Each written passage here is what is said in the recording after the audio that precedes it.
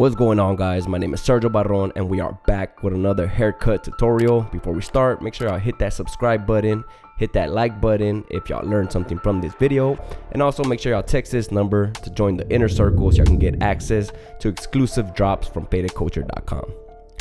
But here we go.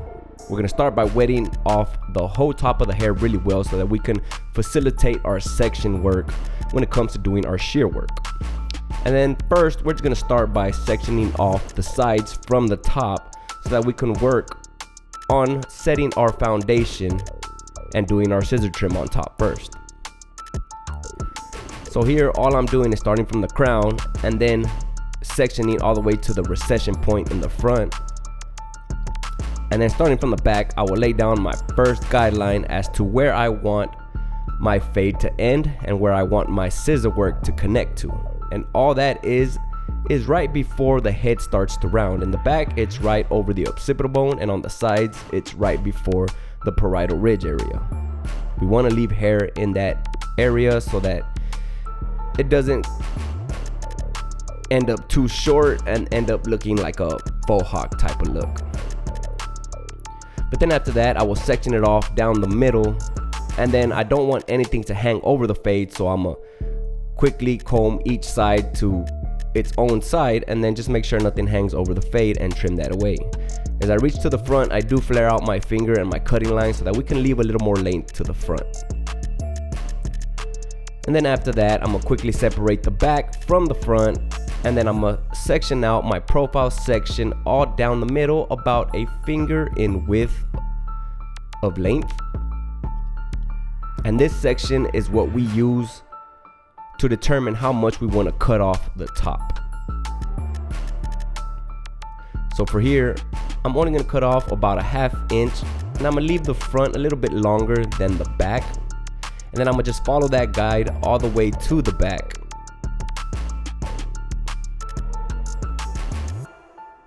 And then once we're done there, we have our profile section set, and all we got to do is match up the right panel to that middle profile section so that everything on top is cut to an even shape. And then once you're done on one side, just repeat the exact same thing on the opposite side so that everything on top is cut to an even length. Then just quickly blow dry everything so that it's really dry and it's easier for our clipper work to do any hair cutting on the sides. We're going to start off with our debulking process. On the sides, I am going to do a 3 guard with the lever fully open.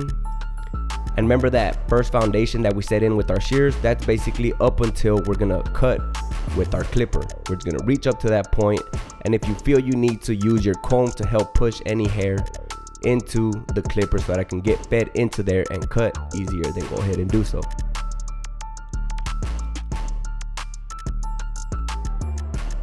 But now that we have everything cut on the side, we can start with the clipper lever closed to set in our first guideline for our taper fade. I usually start it right there at the temple peak and then make sure that I finish it above the ear. And then I'm gonna proceed with finishing this whole first line all around the head so that we can make sure that our fade is even throughout. I always recommend that you lay down your first guideline all the way around before moving on. I also have set up my first guideline for my beard fade as well. But next, with the clipper lever fully open, I'm gonna come up about a 1/2 inch from that previous line. And now, since we set our first guideline all around, all we're doing is making sure that we flow with that line all around the head as parallel as possible, coming up about another 1/4 to a 1/2 inch. Following that up with the 1 guard lever fully open, doing the exact same thing, coming up about another 1/4 inch or 1/2 inch in space, depending on how wide you want your fade to be. In this case, it was about a 1/2 inch.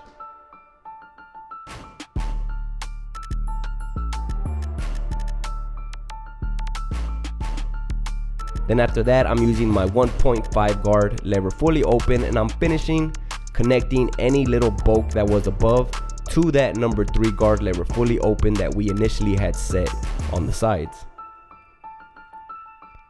Little by little, you should gradually see that top bulk blending out and softening up.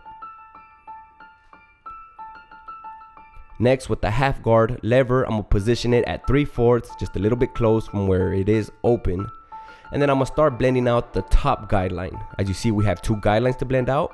We're focusing on just blending out the top one first. And little by little, you should start to see that blending out as well. It doesn't come out fast in the beginning. It takes a little bit of finessing with the clipper for you to gradually see it soften up. And this guard won't completely blend it out, so whatever it doesn't, we're gonna come back in with our 1 guard lever at 3/4 and then just finish taking out what that half guard couldn't on that second guideline. And just notice that when I'm blending out these guidelines, I tend to use more so the corner of the clippers and angle the clippers in several ways so that we can get in there in a more detailed fashion to better help you blend those areas out.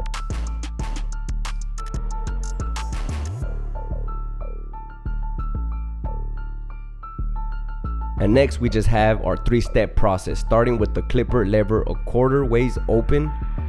I'm gonna start attacking that first initial guideline, just gradually crossing it and softening it up.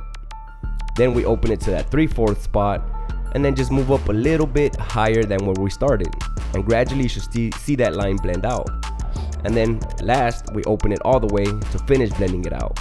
By the time you open it all the way, it should be real minimal with your blending out, but we're just gonna repeat that same process until we fade out that first initial guideline all throughout the whole taper. Again, guys, start with it at a 1/4 ways open, then at 3/4 open, and then fully open until that first guideline is as blended as possible.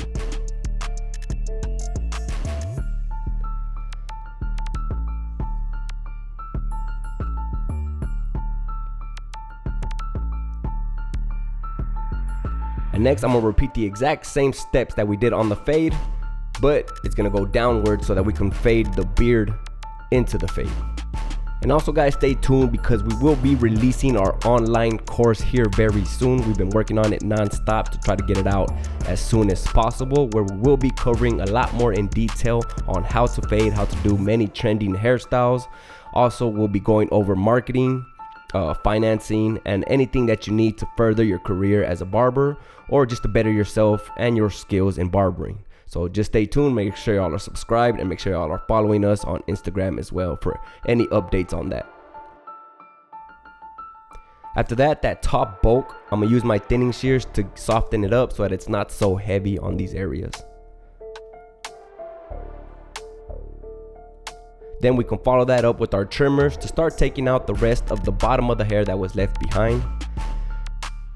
And if you notice, I did start taking out the top part of it first so that it leaves a little faint line so that we know how high to come up with this electric shaver and we don't create any hard lines into the fade again. So you see here, I'm taking out the top part first, and I'm being a little more heavy with the pressure so that it can look a little more balder, if that makes sense. And then when I take out the rest of the bottom, I'm not so heavy with it. So you'll be able to distinguish a little faint line that's gonna serve as a guideline for our electric shaver. So as soon as you reach that guideline with the electric shaver, just make sure you release pressure so that you don't shave any hard lines into the fade. And if for whatever reason you do, just go ahead and just come back in with your trimmer to help you blend it back out.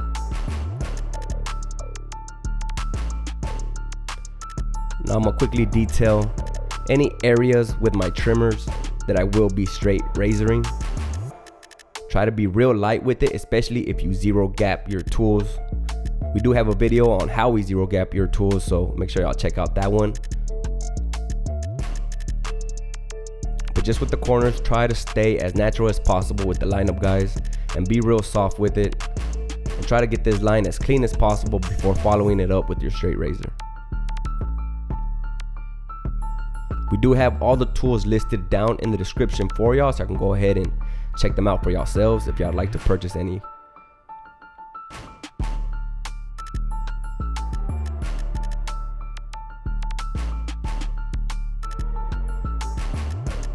And also, guys, please don't forget to check out our store at fadedculture.com, as we do have shirts, caps, and a bunch of barber tools and products for sale, so y'all can check out.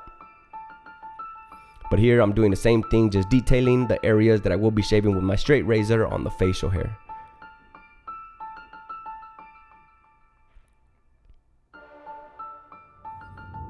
And now before I do any shaving, guys, I always apply some of our shaving gel so that we don't cause any skin irritation, and it's gonna help that straight razor slide a lot more easier than if it was to be dry.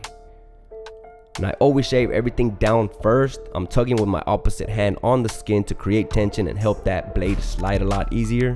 And then I'll shave against the grain so that we can get a sharper lineup and help that lineup last a lot longer.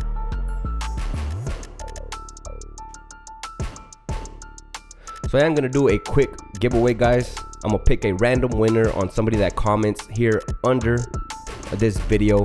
All you gotta do is make sure that you're following our 4 Instagram pages, and then just comment your Instagram handle. Leave us any comment that you want in regards to this video, what you liked about it or what you didn't like, and then I'm gonna pick a random winner at the end of the day, and I will reach out to you via DM and gift you a free shaving set from Faded Culture.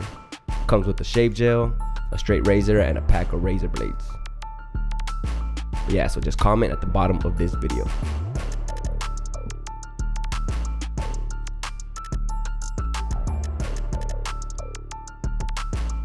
Right here in this video, I am using our new slide razor, guys. This is a lot more user friendly. For the most part, I always like to use the Turkish razor that we have, just because it's a lot more thinner. But if you're still a beginner, I do recommend that you use this slide one. It's still a very good razor. It already has the blade positioned, or so you can have it pre-exposed. You don't really have to do any adjustments on your end. You just place it where it tells you to, or where it lets you, and then it'll be adjusted at a perfect spot for you to shave.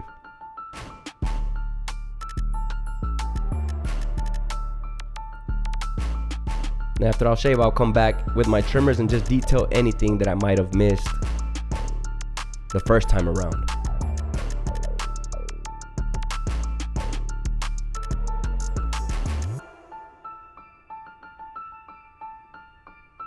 It's always the detail work that makes you stand out from one barber to another, guys. So in the end, don't feel discouraged if you feel you need to come back and do any touch-ups in the fade or in the haircut. Right here, I'm coming back and just adding some texture on the top, just so that when we style it, it's gonna help that hairstyle look a lot more textured, and it's gonna look a lot better, in my opinion. And all I'm doing is grabbing this one section at a time, starting from the back, and cutting these 45-degree chops into the hair just to break it up and give it that textured finish.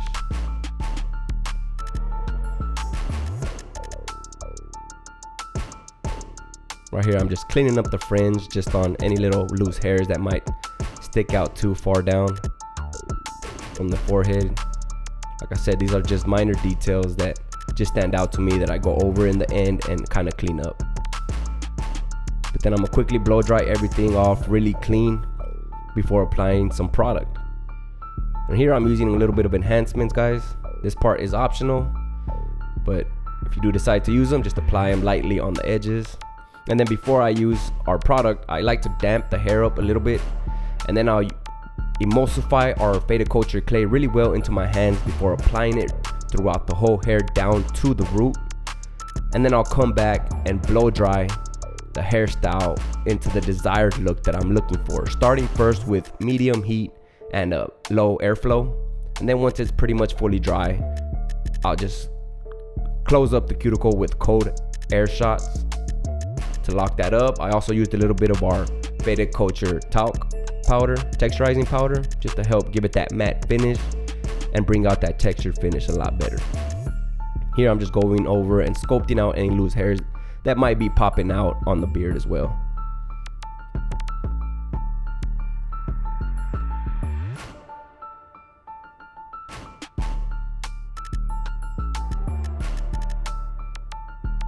But that's pretty much it, guys, for this taper fade, textured top, and beard work. I hope y'all really enjoyed this tutorial and were able to learn something from it. Again, comment down under this video something that y'all liked about the video with y'all's Instagram handle. Make sure y'all are following us on Instagram as well. All those pages will be listed down under in the description of this video. But like always, my name is Sergio Barron. This is Faded Culture, and I'm gonna catch y'all in the next video. Peace.